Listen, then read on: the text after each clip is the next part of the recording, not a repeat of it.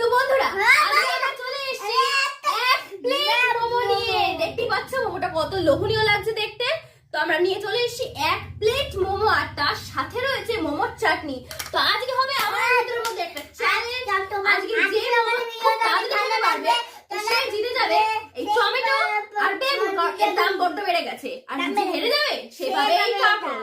তো চলো বন্ধুরা আজকে আমরা মোমোর চ্যালেঞ্জটা শুরু করি। 1 2 3 pull, let's go. 1 2 3 start. Rudra